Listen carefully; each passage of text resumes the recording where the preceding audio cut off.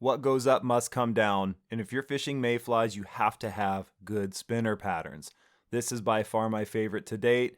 It is a rusty parachute spinner pattern for PMD spinners. It's not always about what fish are eating, but it's about what they will eat, and they will usually eat a spinner. Hope you like it.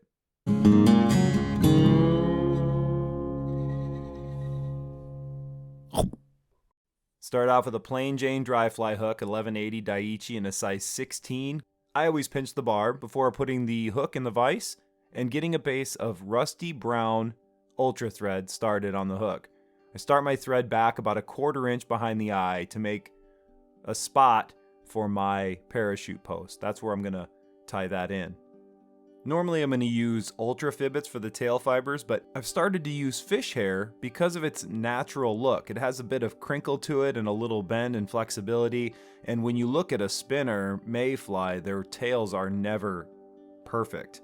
And this fish hair imitates it really well. So I'm using white fish hair. I'm going to take 4 strands and tie it on top of the hook shank all the way back to the bend of the hook, and bring your thread forward again to the original tie-in point.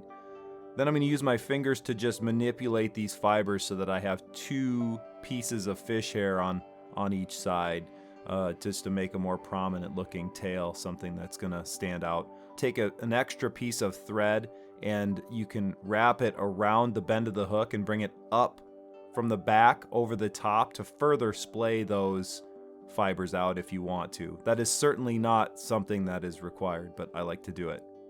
For the rib, I'm using burnt orange ultra thread. This is in 280 because I like a very prominent rib.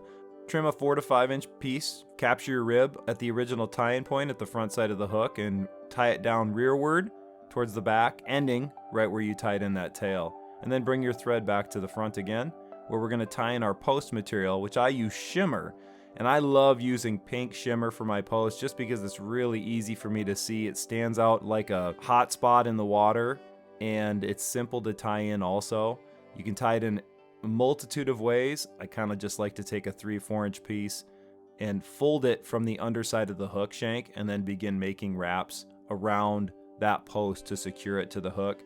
When I get a really strong, solid foundation, a strong base of thread on there, then I'm going to begin wrapping my parachute. And it doesn't have to be super tall for this pattern, maybe about an 1/8 inch of thread or so. I'll tie up and then I'll wrap back down again to the hook shank to end the post. After you tie your post in, you can rib your fly, use your favorite set of Hackle pliers, and ultra thread has a tendency to splay out when you wrap it. So I like to twist mine and spin it into a cord so that it doesn't splay out when I'm ribbing it and take up the entire body of the fly. I want this to be evenly spaced as I wrap it forward and make a prominent rib on this spinner pattern. So wrap your ultra thread rib forward until you get to the parachute post, and then you can capture it with your thread and make a few wraps to secure it into place before trimming that excess burnt orange rib. We're going to tie in our wing material next, and this is a dry fly mini pack. This is a bleached Grizzly Hackle feather.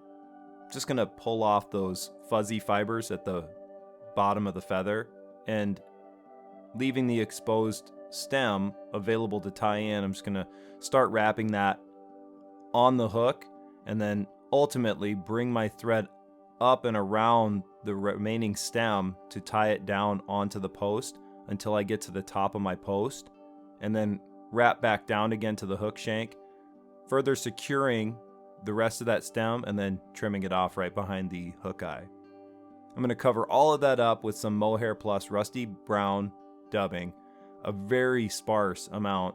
Make a really short noodle, 1.5, 2 inch noodle, and just cover the exposed thread wraps on the underside of that post and just behind the hook eye to make a nice thorax for this bug.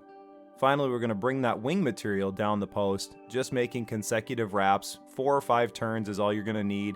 It doesn't have to be very robust at all until you get to the bottom of the post, and then just bring your thread over the top of the excess hackle in order to secure it to that post material. I like to just invert my fly or just turn it sideways, and keeping my thread tight, I can just make some half hitches around the hook eye, and that sets that in place and secures the hackle. Trim the excess hackle, twist your post material and give that a trim. I'd actually prefer it a little bit shorter than that even. And then make a few more half hitches or a whip finish around the eye of your hook before trimming your thread. This rusty parachute pattern is a great PMD spinner imitation. It has caught some really big fish for me in tricky situations.